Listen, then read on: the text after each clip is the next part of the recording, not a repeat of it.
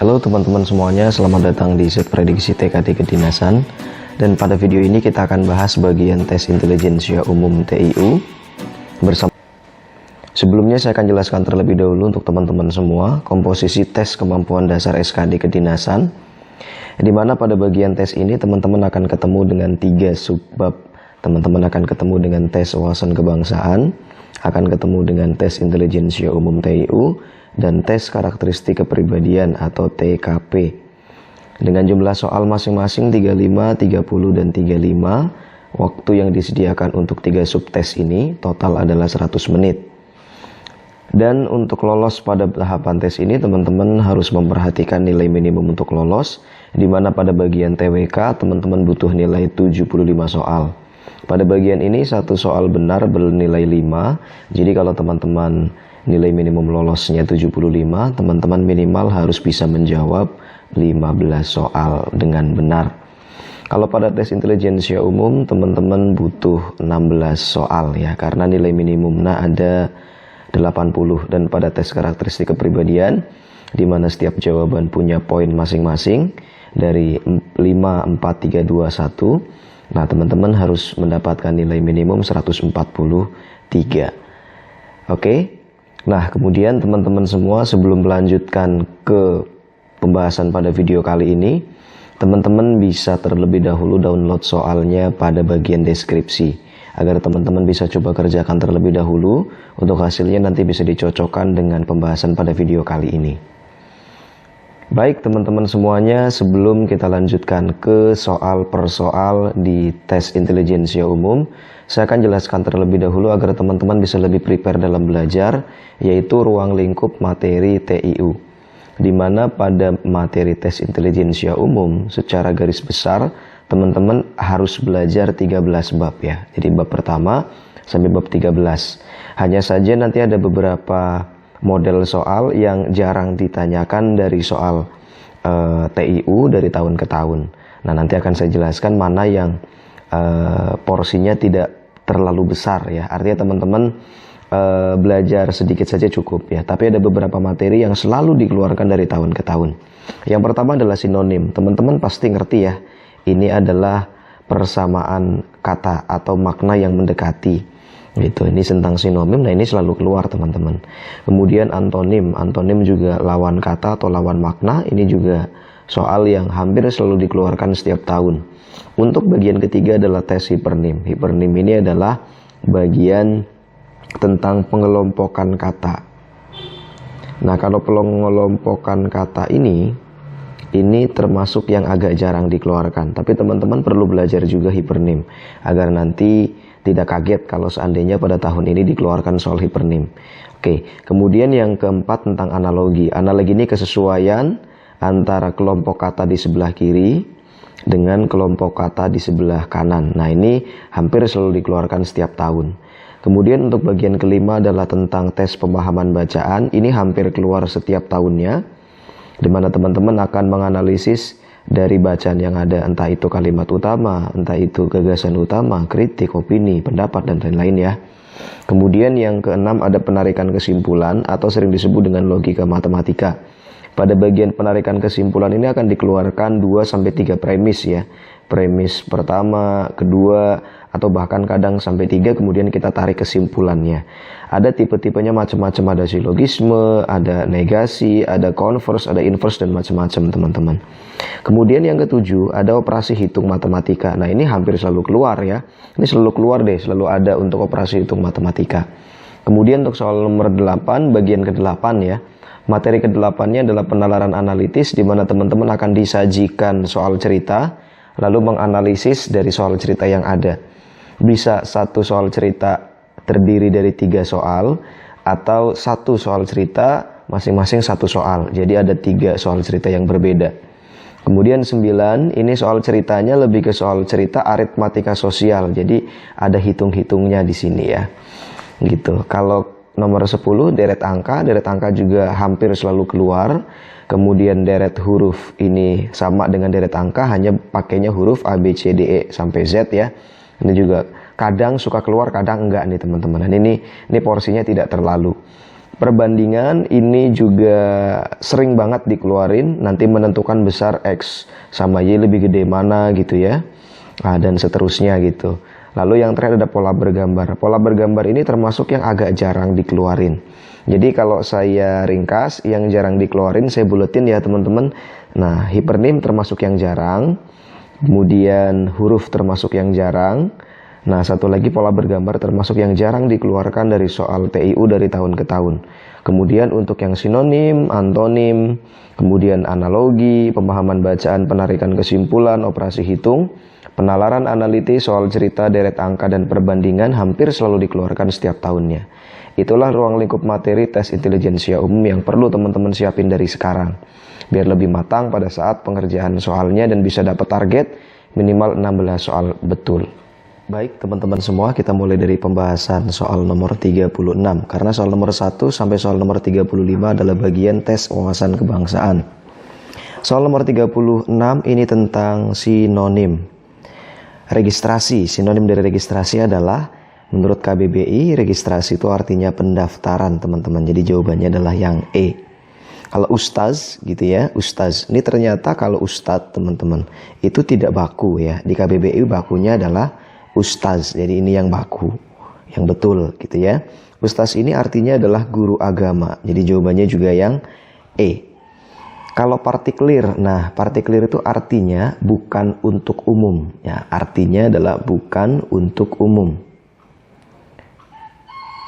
Nah berarti karena di sini ada tanda kayak begini ya, kalau tanda kayak begini itu artinya adalah antonim, lawan katanya, lawan maknanya.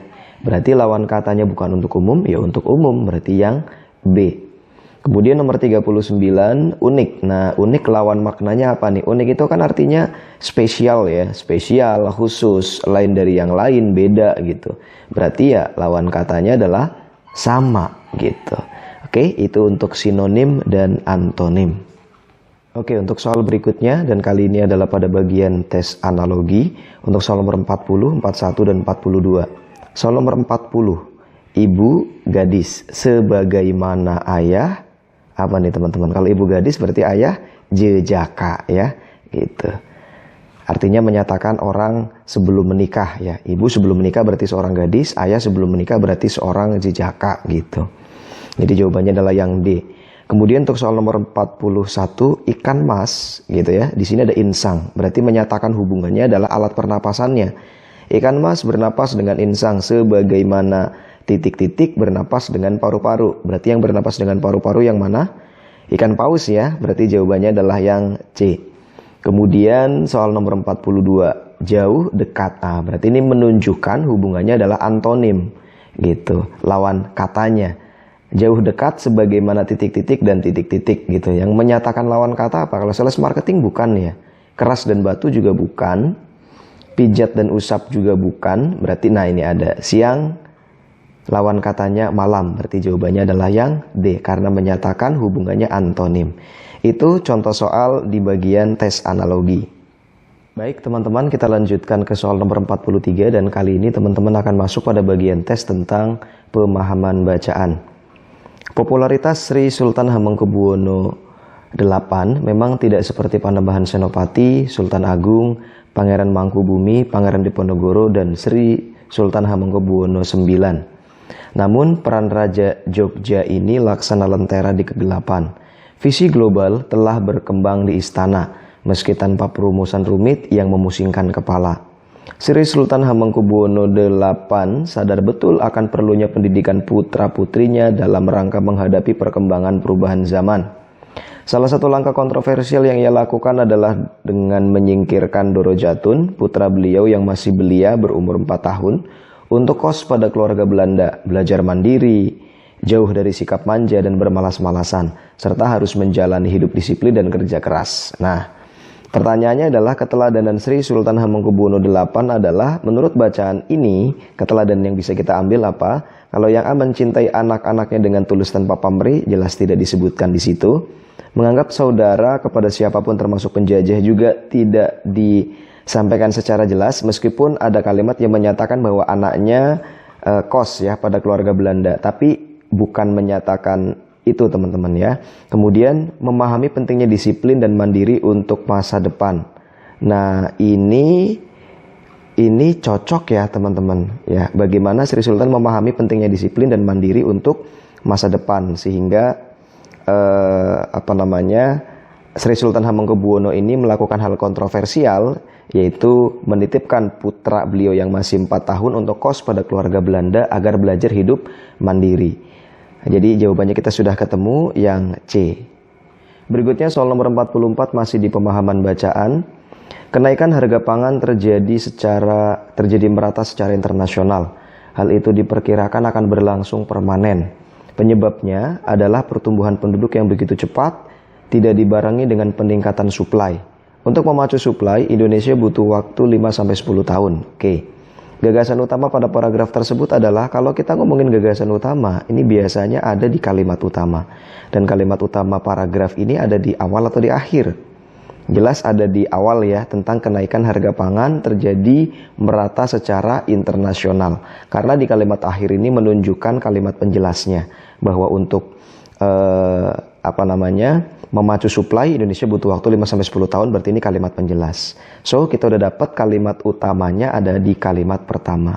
Nah, ini mewakili gagasan utama, teman-teman. Oke, kita lihat pilihannya. Cara meningkatkan suplai pangan, ini tidak, ini merupakan kalimat penjelas. Cepatnya pertumbuhan penduduk, itu juga tidak disebutkan di sini.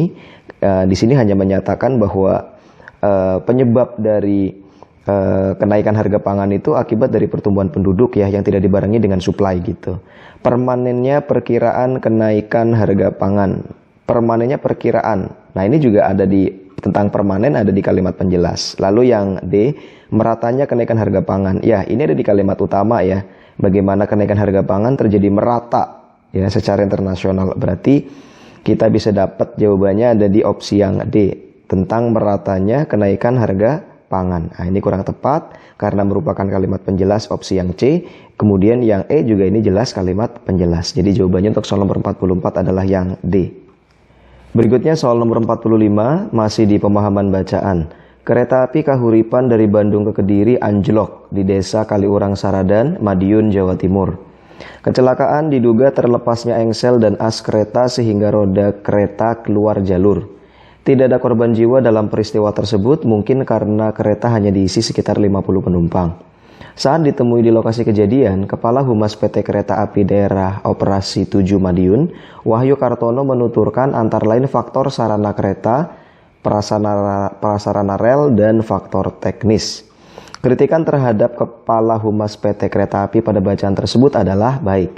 Kita garis bawahi tentang Kepala Humas PT Kereta Api Daerah Operasi 7 Madiun ya, yang bernama Wahyu Kartono, menuturkan bahwa faktor terjadinya kecelakaan atau anjlok kereta api Kahuripan disebabkan karena faktor sarana kereta, prasarana rel, dan faktor teknis gitu ya. Kita kritiki itu teman-teman. Jadi kritikan yang cocok adalah kalau yang A, faktor kesalahan manusia juga harus diselidiki. Nah, ini tepat ya, karena tidak disebutkan oleh Kepala Humasnya gitu. Jadi ini bisa jadi jawabannya. Kita lihat dulu opsi yang lain. Kita harus membantu masyarakat yang mengalami musibah. Ini bukan kritikan terhadap PT kereta apinya ya. Kemudian masyarakat harus hati-hati jika menggunakan jasa kereta api juga tidak. Kita harus waspada memilih alat transportasi sebelum bepergian juga tidak. Seharusnya Kepala Humas segera diganti, ini juga tidak ya. Tapi kritikan terhadap pernyataannya. Berarti yang cocok adalah opsi yang A. Baik teman-teman, berikutnya soal nomor 46, 47, 48, dan 49. Ini tentang deret angka dan deret huruf. Untuk soal nomor 46, kita tulis di sini ya, 7, 12, 9, 14, 11, dan 16. Kalau kita lihat polanya, 7 ke 12 ini adalah ditambah 5. Kemudian 12 ke 9 berarti dikurang 3. Ini ternyata tambah 5. Ini juga min 3. Berarti polanya berulang teman-teman ya. Ini ke sini tambah 5. Habis tambah 5 diapain? Kurang 3. Berarti jawabannya adalah 16 kurang 3, 13. Berarti jawabannya yang D. Soal nomor 47 ya. Ada 2, 3, 6, 10, 17. Polanya kayak gimana? Kalau kita perhatikan dari sini ke sini nambahnya 1 teman-teman. Terus 3 ke 6 nambahnya 3.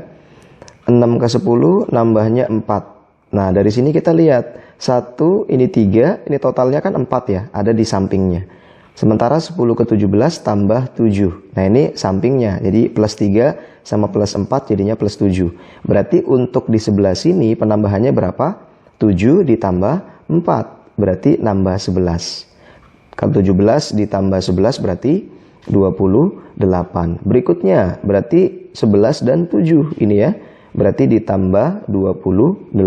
28 tambah 28, 56. Jadi jawaban yang tepat adalah 28 dan 56. Jawabannya yang mana teman-teman? Oh maaf. Di sini adalah tambah 18 ya. Sorry, bukan tambah 28 tambah 18. 7 tambah 11, 18. Tambah 18 berarti 46. So berarti jawabannya adalah yang B ya, 28 dan 46. Berikutnya soal nomor 48, ini pola huruf. Kalau pola huruf teman-teman bisa tulis dari mulai startnya P gitu ya. Urutannya apa? P, Q, R, S, T, U, V. Ya, ini U, V, U, W, X, Y, Z. Boleh, sampai sini boleh. Tapi nggak perlu teman-teman start dari A, B, C, D ya, terlalu jauh karena startnya dimulai dari P ini. Nah, kalau P ke R, ini berarti ke sini teman-teman ya. Kemudian dari R ke U. Lompatannya kita lihat, ngelewatin 1, terus sekarang ngelewatin 2. Dari U ke W, ngelompatin 1 nih, ngelompatin 1 yang dilompatin. Berarti habis ngelompatin 1, ngelompatin 2 ya, sesuai dengan pola sebelumnya. Berarti ini kita lewatin, berarti dia akan ketemunya di Z, gitu ya. Jadi jawaban untuk soal ini adalah yang A. Berikutnya soal nomor 49, kita mulai lagi dari J. J, K, L, M, N, O, P, Q, R, S gitu ya. T boleh sampai sini. Nah dari J dia ke O teman-teman. Dari J ke O. Wah jauh sekali ya. Dari J ke O. Habis itu dari O dia ke M. Ke sini. Dari M ternyata dia ke R teman-teman. Lompatannya ke sini. Kalau kita perhatikan dari J ke O ini. Dia ngelewatin berapa? 4 ya. 4 yang dilewatin. Tapi dari ke O M lompatnya 1 teman-teman. Berarti kalau dari M ke R ke sini ya, M ke R gini. Dia ngelompatinnya 4 juga nih. M, N, O, P, Q dilewatin gitu. Habis lompat 4 dia balik lagi ngelompatin 1 gini kan. Seperti O ke M ini kan ngelompatin 1 kembali ke belakang. Jadi R juga kembali ke belakang ngelompatin 1. Jawabannya adalah yang P. Berarti jawabannya adalah yang A. Baik teman-teman semua, kita masuk pada bagian soal nomor 50, 51 dan 52. Pada bagian ini tentang operasi hitung matematika. Untuk soal nomor 50, 15 kuadrat ditambah 16 kuadrat tambah 17 kuadrat. 15 kuadrat berapa teman-teman? 225. 16 kuadrat itu 256. 17 kuadrat itu 289. Oke, kalau mau dihitung dulu. 225 ditambah 256 berapa? 1 gitu ya. 1 tambah 2 tambah 7, 8, ini 4. Yuk, berikutnya 481 ditambah 289. 0, nyimpen 1, 7, nyimpen 1 lagi 7. Jadi 770. Jawabannya adalah yang B. Nomor 50 simple ya. Yang teman-teman ngerti bilangan kuadrat, kemudian tinggal dijumlahin saja. Berikutnya soal nomor 50. Ini juga operasi hitung tentang perkalian, penjumlahan, dan pembagian. 8 kali 5, 40. Ditambah 4 kali 5, 20. Ditambah 12 kali 5, 60. Hasilnya nanti dibagi 20. Yuk. 40 tambah 40 tambah 20 tambah 60, 120. Dibagi 20 berarti hasilnya adalah 6. Yang E. Untuk soal nomor 52. Kuadrat dari 0,2 tambah 0,6 tambah 0,7 berapa? 0,2 tambah 0,6, 0,8 ditambah 0,7 berarti 1,5. Mintanya hasil kuadratnya, berarti dikuadratin. Kalau 15, 225, berarti kalau 1,5 dikuadratin 2,25. Berarti jawabannya adalah yang A. Soal nomor 53, pada bagian ini adalah bagian tentang bab perbandingan teman-teman. Menentukan lebih besar mana X dan Y. Baik, kita mulai. Jika X sama dengan jumlah bilangan genap antara 1 sampai 50. Y adalah jumlah bilangan ganjil dari 1 sampai 50. Jadi boleh saya tulis X-nya adalah, teman-teman, X-nya itu dia bilangan genap ya. Berarti bilangan genap dia lebih besar dari 1, lebih kecil dari 50 gitu teman-teman. Kemudian untuk Y-nya dia lebih besar dari 1 ya. lebih besar, lebih kecil dari 50. Tapi ini untuk yang genapnya, kemudian yang ini untuk yang ganjilnya gitu teman-teman. Oke, kalau kita lihat dari bilangan genap ini gitu ya, X-nya itu startnya dari berapa? Berarti 2, 4, 6, kemudian ada 8, 10, dan seterusnya gitu. Kalau bilangan ganjilnya berarti startnya dari angka 1, ganjil tidak ikut ya, karena dia lebih besar dari 1 bukan sama dengan 1. Berarti dia akan start dari angka 3, kemudian 5, kemudian 7, kemudian 9 ya, 11 dan seterusnya. Kalau kita mau Beatle teman-teman ya, tanpa harus menjumlahkan semuanya, kita mau compare satu persatu angkanya deh. Ini kan 3, 5, 7, 9, 11 dan seterusnya gitu ya. Dimana ini adalah X yang bilangan genapnya, ini adalah Y yang bilangan ganjilnya. Kita udah lihat dari sini, 2 sama 3 menang yang 3. 4 sama 5 menang yang 5 dan seterusnya. Berarti ini yang menang yang Y-nya. Berarti di sini kita tahu hubungannya bahwa X-nya lebih kecil dari Y. Jadi jawabannya adalah yang B. X lebih kecil dari Y. Soal nomor 54 ini masih di bagian tentang perbandingan. Terdapat sejumlah uang yang dibagikan kepada A, B, C, dan D. A mendapat 20%, B mendapat 35%, C mendapat 25% dan sisanya untuk D. Ya, jika X adalah A per B, Y-nya adalah C per D, maka nah teman-teman, kita tulis dulu X-nya itu adalah A banding B. A-nya itu 20%, B-nya itu 35%. Kalau Y-nya C banding D. C-nya itu 25%. Nah, D-nya berapa? D itu sisanya. Kita hitung dulu. A-nya itu dapat 20%, B-nya itu dapat 35%, C-nya 25%, D-nya berapa? Ini totalnya baru berapa teman-teman? 20 tambah 35 tambah 25. Ini tambahin udah 35 tambah 25 itu 70 ya. 60 sorry. 35 ditambah 25 60, 60 tambah 20 baru 80. Berarti yang D-nya dapat 20%. Gitu. Kita tulis D-nya 20%. Persennya dicoret ya. Oke, berarti X-nya adalah 20 per 35, kita bagi 5 berarti 4 per 7. Kemudian kita bagi 5 juga, 25 bagi 5, 5, 20 bagi 5, 4. Gitu. Ini 4 per 7, ini 5 per 4. Nah, ini kurang dari 1. Ini lebih dari 1, teman-teman. Berarti lebih gede yang Y, atau X-nya lebih kecil dari Y. Berarti jawabannya adalah yang B. Soal nomor 55 masih di bagian perbandingan. Jika 2 pangkat X dibagi, itu ya teman-teman, dibagi boleh tulis begini. 4 pangkat X adalah 5. Sementara Y-nya itu adalah 2 per 4 pangkat Y sama dengan 5. Nah, ini teman-teman, 2 pangkat X per 4 pangkat X kan boleh ditulis 2 per 4 pangkat X ya. Gitu, 2 pangkat X ya 2X, kemudian 4 pangkat X ya 4 pangkat X gitu. Berarti ini sama aja ya, antara si X-nya dengan si Y-nya ini sama aja gitu. Berarti X sama dengan Y. Jawabannya adalah yang C. Soal nomor 56 dan kali ini kita masuk pada bagian soal cerita matematika. Keluarga Pak Amin yang terdiri dari bapak, ibu, dan 3 orang anaknya ingin makan malam dengan meja yang melingkar. Jika bapak dan ibu harus duduk bersebelahan, maka ada berapa cara mereka dapat duduk? Nah, teman-teman, ini adalah termasuk jenis permutasi siklik. Permutasi siklik, di mana rumusnya adalah N-1 faktorial gitu, teman-teman. Nah, kalau kita lihat di sini ada ibu, kemudian ada bapak, kemudian ada anak 1, anak 2, dan anak 3 gitu ya. Oke.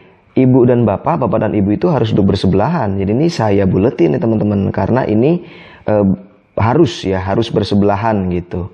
Berarti ini 1, 2, 3, 4 gitu. Ada 4 ya. Kalau kita masukin ke rumus permutasi siklik berarti 4 min 1 faktorial. Berarti ini 3 faktorial. 3 faktorial itu 3 kali 2 kali 1 berarti ada 6 cara teman-teman. Tapi ya bapak dan ibu itu kan bisa gantian ya. Bisa ibu dan bapak, bisa juga opsinya bapak dan ibu ya, ibu di sebelah kiri, ayah di sebelah kanan, atau ibu di sebelah kanan, bapak di sebelah kiri gitu. Jadi bisa tukeran gitu. Karena ada tukeran berarti ini ada 2 cara. Berarti 6 cara dikali 2 cara, 6 dikali 2 jadinya 12 cara. Berarti jawabannya adalah yang D.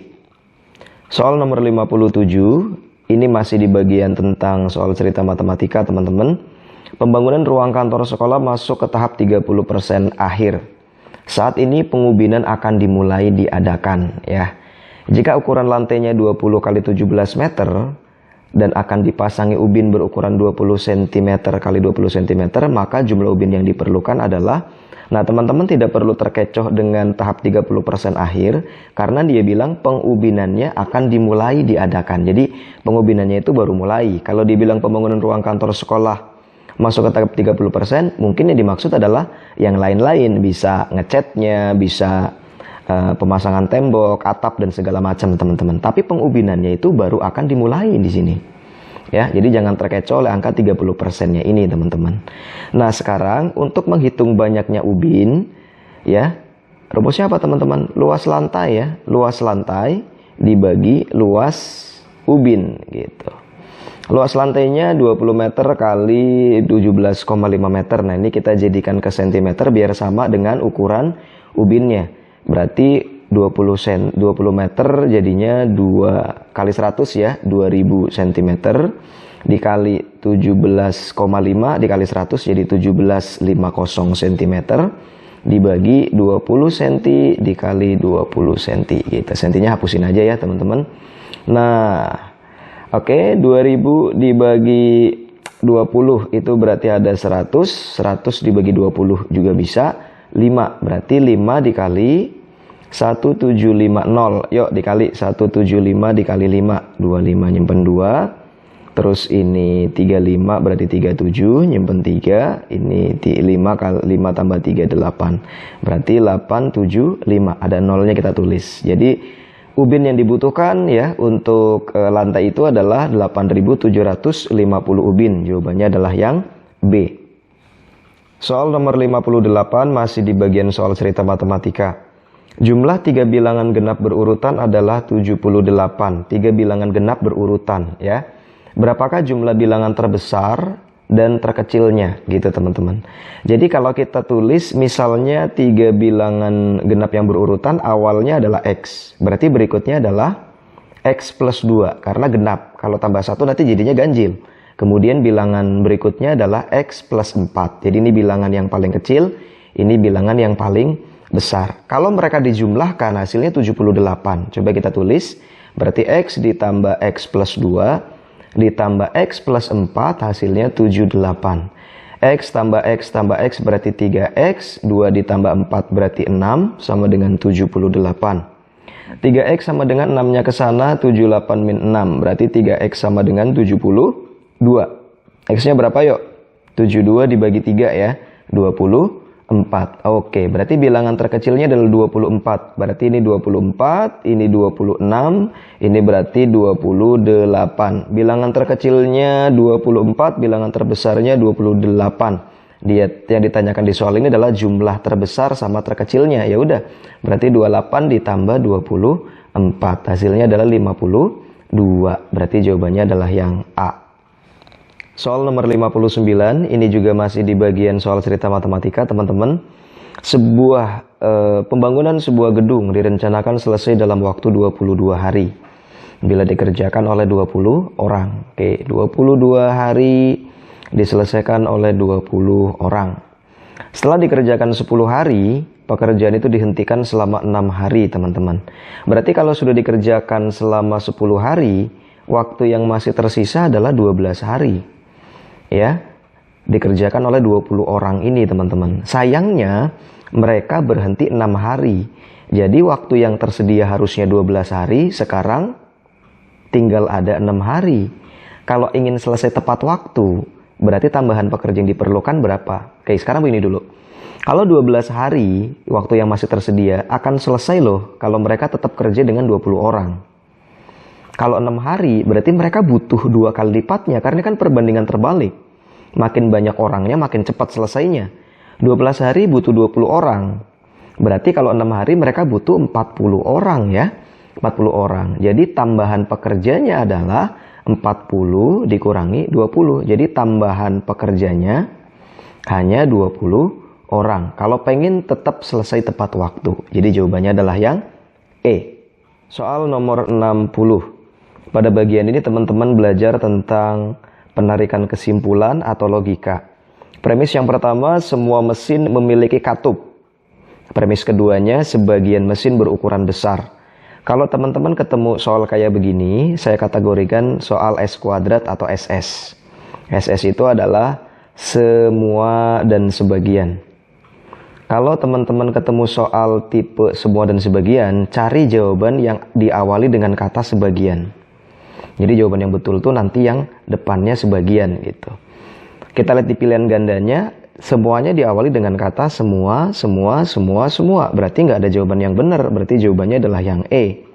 Gitu. Untuk lebih meyakinkan teman-teman, kita cek satu persatu pilihannya. Semua mesin berukuran besar. Salah. Menyalahi premis kedua, karena dia bilang sebagian berukuran besar, berarti sebagiannya lagi tidak besar. Kemudian opsi yang B, semua mesin berukuran tidak besar. Ya, salah ya, karena ada sebagian yang berukuran besar, menyalahi premis kedua. Yang C, semua mesin berukuran besar, ini juga menyalahi premis kedua. Semua mesin berukuran besar, ini juga menyalahi premis kedua. Gitu ya, jadi jawabannya udah jelas, yaitu tidak ada jawaban yang benar. Jawabannya adalah yang E, karena yang benar harusnya diawali dengan kata sebagian. Gitu. Berikutnya soal nomor 61, masih di bagian penarikan kesimpulan. Jika dia siswa SD, dia berseragam putih merah. Dinda berseragam putih biru. Oh, berarti Dinda bukan siswa SD ya. Oke, kita cek jawabannya. Jika Dinda berseragam putih merah, Dinda siswa SD. Enggak ya teman-teman, karena Dindanya berseragam putih biru. Tadi udah jelas kesimpulannya, kalau dia seragam putih biru berarti dia bukan siswa SD. Berarti jawabannya adalah yang E. Gitu. Kalau Dinda siswa SMP tidak ada sebutkan di premis gitu. Karena acuan kita adalah premis. Jadi ini juga salah. Jelas ya teman-teman, jawabannya adalah yang E. Soal nomor 62. Jika hari hujan, matahari tidak bersinar. Hari ini matahari bersinar terang. Kalau hari hujan, matahari tidak bersinar. Hari ini matahari bersinar terang. Mana kesimpulan yang paling benar teman-teman? Kalau hujan, matahari tidak bersinar. Sementara mataharinya bersinar, berarti hari ini tidak hujan. Jawabannya adalah yang B. Cukup jelas ya untuk soal nomor 62. Kalau hari hujan salah, karena kalau hari hujan kan tidak bersinar gitu. Oke, matahari tidak bersinar terang dan hujan salah, karena mataharinya bersinar terang. Kemudian hari ini matahari bersinar dan hujan. Nggak bisa nih dua-duanya begini ya, berlawanan. Tidak ada jawaban yang benar, sudah ada. Jawabannya adalah yang B.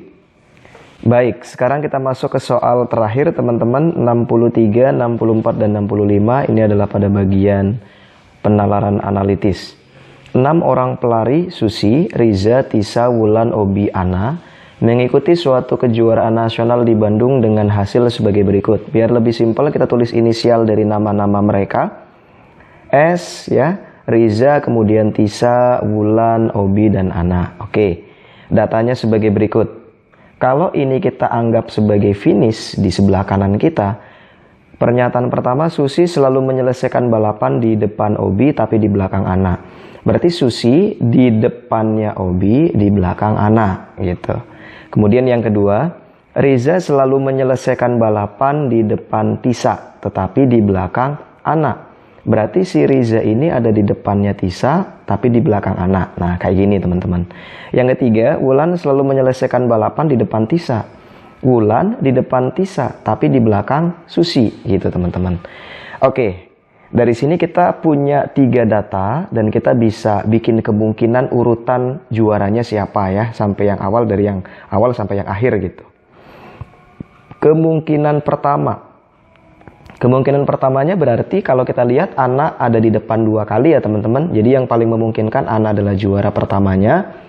Kemudian disusul dengan Susi, ya ada Susi di situ. Lalu disusul dengan habis Susi siapa teman-teman? Ada Wulan ya, ada Wulan. Lalu habis itu bisa kita tulis siapa? Di belakang Susi kan ada si Obi juga. Berarti ini ada Obi juga di sini.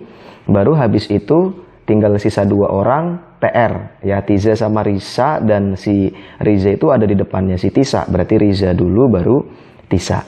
Coba sekarang kita cek dulu menyalahi aturannya nggak? OSA, tidak salah ya urutannya tuh, betul teman-teman. Kemudian ART, betul juga. Lalu SWT, jadi tidak menyalahi data yang diketahui. Kita juga bisa bikin kemungkinan kedua.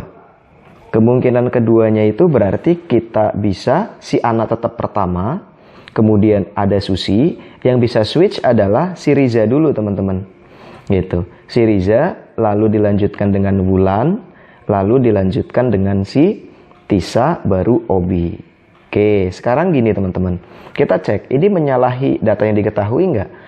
Coba ya, Ana, Susi, Obi. Tuh, sesuai dengan yang pertama. Tidak menyalahi. Kemudian ART, tidak menyalahi juga. Lalu SWT, tidak menyalahi juga. Jadi kemungkinan ini bisa dipakai karena tidak menyalahi info yang diketahui di dalam soal. Yuk kita coba. 63. Juara satu dari lomba lari tersebut adalah, udah jelas ya, dari dua kemungkinan yang sudah kita buat, Ana adalah juara satunya. Berarti jawabannya adalah yang E. 64. Yang mendapatkan juara 3. Juara 3 berarti antara Wulan dan Riza di dua kemungkinan yang sudah kita buat ini. Berarti jawabannya Wulan nggak ada di sini. Berarti jawaban yang cocok adalah Riza. Berarti yang kita pakai adalah yang kemungkinan keduanya gitu. Urutan pemenang dalam balapan tersebut ya berarti kita sesuaikan dengan opsi ini ya teman-teman, yang kemungkinan keduanya. Berarti Ana dulu yang juara. Ana, Susi, Riza, Wulan, Tisa, baru Obi. Berarti jawabannya adalah yang B.